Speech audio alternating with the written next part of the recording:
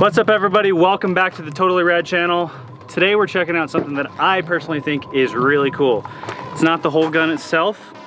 Technically it's the whole upper, but really it's this, if these flies would move, it's this adjustable gas block. So this is from a company called RIFLESPEED. Huge thank you to them for setting this out. I've been wanting to check it out for quite some time, so I'm glad that we get to do this video. This is a completed upper from them. They sell a bunch of different completed uppers. They also sell just the gas systems. But what's unique about it, as you can see up here, this is a very quickly adjusting gas system. They have different length of the control knobs, so you can run if you have different barrel and handguard setups, etc. They also have two different, I think they call them plungers or something inside, but basically you have tons and tons and tons of gas adjustment. I know what you're gonna say if you're a snob. Why don't you just run the correct spring weight and the correct buffer weight and the correct gas tube? And correct is relative. For you, that might work. For me, I'm throwing suppressors on and off. I don't have a dedicated suppressor for each gun. I don't use the same ammo every time, especially range stuff is just random, 55 grain, whatever's cheapest.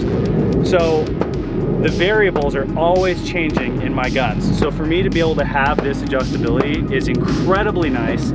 And you don't burn through gas tubes, which I know is a replaceable consumable part, but it's convenient for me, and I think this is an incredible solution to the gas tuning issue personally, because if you have experience with other adjustable gas blocks, it's tiny little set screws and you don't want to Loctite them because they're so small, but then if you don't, sometimes they back out and it's a whole debacle.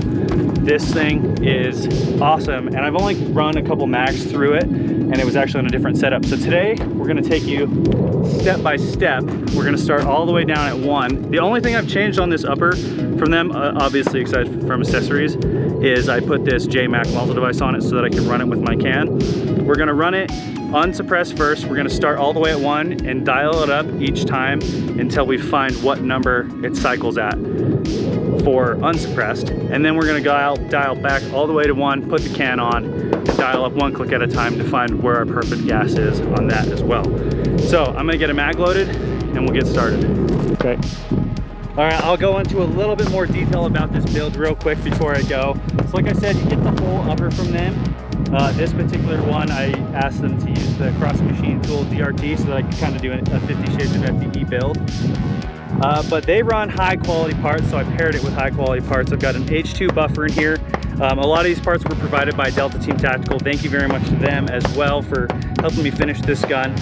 JMac Customs Lower, right now it's just rattle canned. I might get this Cerakoted later. HRF Concepts, they always send me stuff. All these people hook it up a lot. Taylor Tack Arms does all my Cerakote, so when I send this out, it'll go to him. Scalar works this is a Stinger, basically a knockoff T2 that works great. Emissary Development, Handstop, all these companies help support me, help support my photo stuff, which is my main business, and then help me support the YouTube channel, which is just fun stuff on the side where we get to play with more things.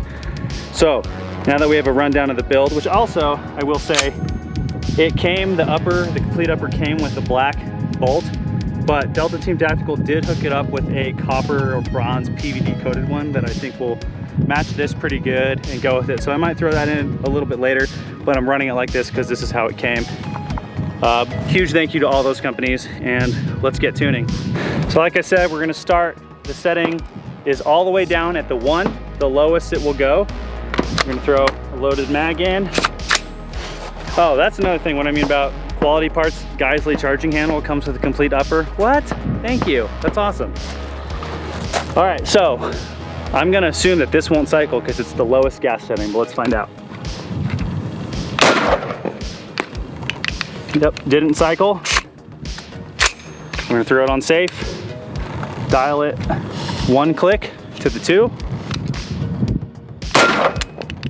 Didn't cycle. Those are empty casings, so it's not even getting the bolt far enough back to eject the casing. Didn't cycle, so we'll dial up 1 more. That one ejected the casing, but it did not get far enough back to chamber a new round. So we're on setting 4 right now.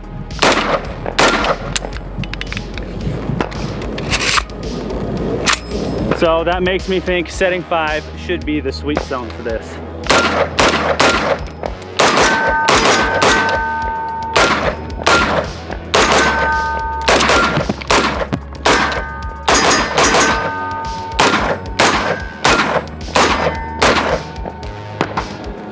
Setting 5 ran perfectly, and it's nice knowing that that's the minimum amount of gas to get it to cycle properly, so you're not getting gassed out while you're shooting. You're not being too hard on all your parts by crazy over-gassing the gun. This is really cool. So I'm gonna load another mag, throw on my can, which is a Dead Air Sandman S. Thank you, Dead Air. And let's tune the gas for the can. Now that I know setting 5 is my unsuppressed setting. I've got my Dead Air Sandman S now that is going on the gun. And we're setting it all the way back to 1. And we're gonna give it a go. Also, before I forget, this is that copper PVD coating. Let me know in the comments what you think. I feel like it matches that handguard pretty well, so I think it might be a pretty cool addition. I think I'm gonna end up switching them out. Got the gun set up here, 30 round mag. Same as before, we are starting at setting 1. So it's as low as it can go, which might cycle because you get a lot more back pressure with the can. We'll find out. Didn't cycle.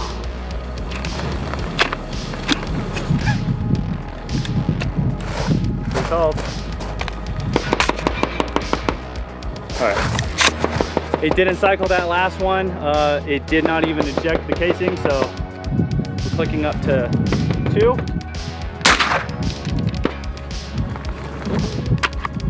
That one wanted to feed, so 3 should be our sweet zone here with this H2 buffer setup.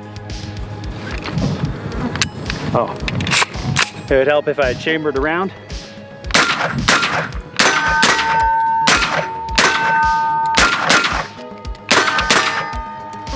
Three is our sweet zone. So now we know for this gun with the buffer weight, spring weight, everything I have, because this is an H2 buffer with a spring coat blue spring, 3 suppressed, 5 unsuppressed is my sweet zone. So I'm gonna write it down here, which they had some notes for a previous setup with a standard buffer.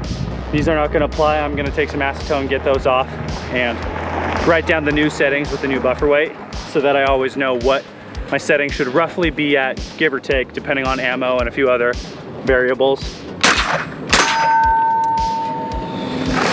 I think we just need to shoot a little bit now.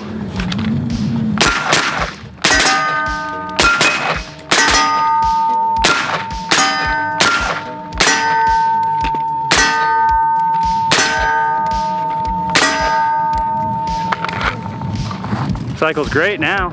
Special guest star Ethan's gonna run it. Ethan in this video is a particular case because he is used to all Gucci everything.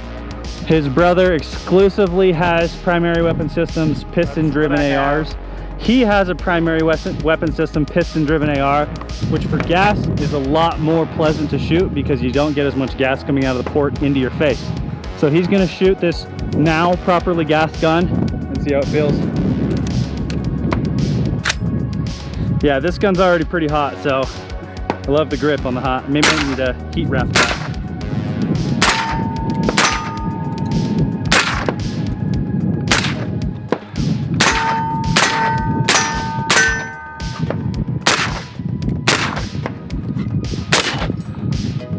So I will say real quick, I'm gonna pause here real quick and we're gonna look at another thing. Ejection pattern, because that's a big thing, especially with suppressed guns. A properly gassed gun should be ejecting roughly 3 or 4 o'clock, which this is the general area we've been standing. Look at all our brass. All perfectly 3 or 4 o'clock since we had it adjusted. So that is one quick way to know if you're properly gassed or not. If you're over gassed, it ejects forward. If you're under gassed, it'll eject a little further backwards and or short stroke. So 3 to 4 o'clock is perfect gas, which is what this is running right now. You're welcome. Thank you. I was talking to the YouTube people.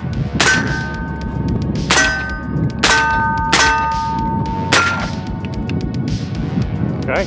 So this gun, like if I didn't know about gassing because I'm a snob and I've only shot piston driven with suppressors, I wouldn't even like know that that was a thing. Like had 0 gas problems with blowing back in your face, and the adjustability of it's super cool. It's getting it dialed in perfectly for what you're trying to do with each gun.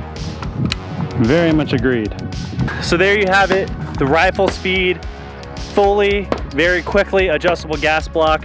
I have another setup, I'll probably throw in a 10.5. This is their 12.5. Look at that light changing. There we go. Properly adjusted light, properly adjusted gas on that gun. Thank you guys so much for watching the channel. Huge thank you to RIFLESPEED for sending out that upper for us to do this video with. I think that's really, really cool. And unless you have a dedicated host gun with a dedicated can, you know exactly what you're doing every time, this is a really, really cool product for having lots of variables like I do with cheap range ammo, random brand range ammo, whatever I can find. So, huge fan of that. I think it is awesome. Go check them out. Company's RIFLESPEED. Thank you again for sending that out. Don't forget to check out the other links, our Patreon, etc. in the bio or in the description of the video. That stuff helps us out. Comment which kind of stuff you want to see below. Subscribe to the channel. Tell your friends. We'll see you on the next one.